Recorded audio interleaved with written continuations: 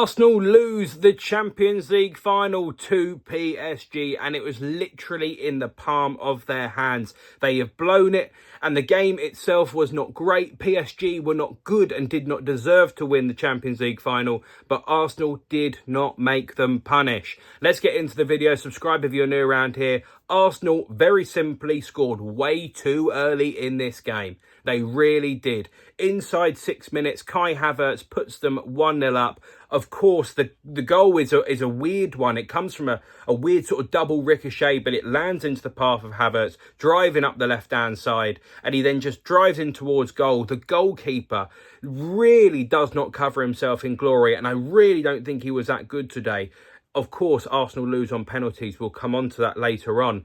But even in that, did not cover himself in loads of glory. He didn't make the saves that won it for them. But I don't think that Sofanov had a great game, but the goal that he gave away at the start was a sign of things to come. You cannot leave that much space over your head. You closed it down so much, mate, you might as well go and commit. Get big, go and block out what you can. And Havertz, with a really intelligent finish, to just blast it over the top of him. You know, even if he had have got something to it, he would have won a corner out of it. And I think that was essentially what Kai Havertz thinking was, is that if I go high, he's only ever going to push it up and it's going to come back out or go out for a corner anyway. But regardless, Arsenal go 1-0 up, and then they did the classic Arsenal thing, 1-0 to the Arsenal, let's shut up shop. And they did try and come out and play at times. They did come forward, but there really wasn't anything positive. It actually came later on in the game, which I'll come on to shortly. PSG, again, not at the races, really struggled at certain points, and they really didn't get out of sort of first or second gear. In the start of the second half, when they eventually won the penalty, you felt like they maybe got into gear 3.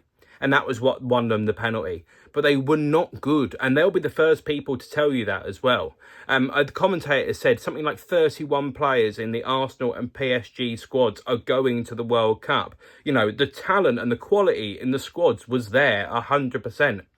But the product just wasn't. Really just wasn't. It wasn't a good Champions League final. It was dramatic because of the penalty shootout.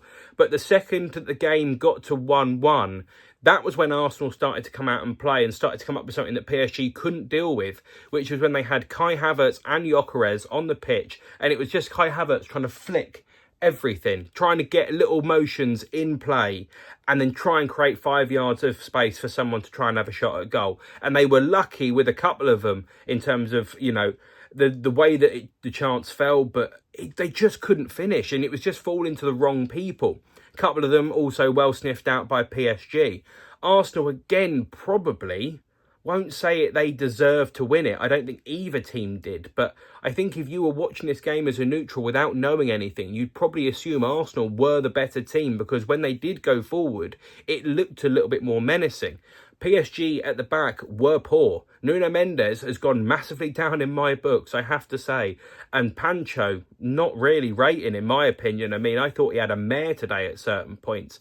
But the game as it was sort of destined to go to penalties, because everyone was running their asses off. Everyone was totally on the back foot, it felt like, in the whole game. And when it came to extra time, there was only one thing that was going to happen. When it goes to extra time, again, like, you want to see players have moments of magic. You want to see players have opportunities where they're going to go and be the one that wins it for their club.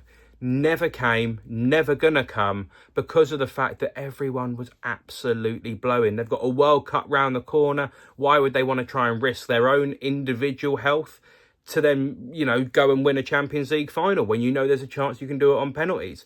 It was a really, really odd one with the heat and the weather as it is in Budapest, being so close to a World Cup. It was a very, very odd Champions League final. But of course, we go on to the penalties. A couple of really well taken penalties. I'm not going to go through them all individually.